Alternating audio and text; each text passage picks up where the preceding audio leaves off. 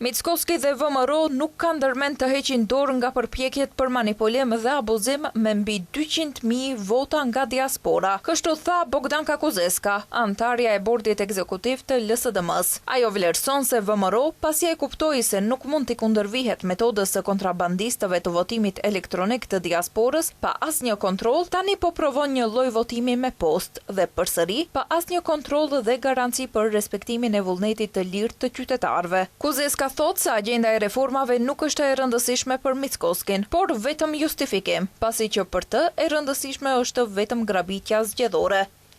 Predlogот elektronsko të glasanje dhe se zameni so glasanje... Propozimi për të zëvendësuar votimin elektronik me votim postar, pa pasur Komisionin Shtetëror të Zgjedhjeve, mundësin të përcaktoj rregullat dhe mekanizmat e kontrollit me konsenzus, nuk përmirëson demokracinë në procesin zgjedhor, krijon rreziqe të reja për parregullsi, abuzime dhe manipulime zgjedhore. Është e rrezikshme dhe shqetësuese që VMRO refuzon kategorikisht KSZ-n me konsenzus të rregullojë procedurat për votimin e diasporës, nga çfarë ka frikë qeveria.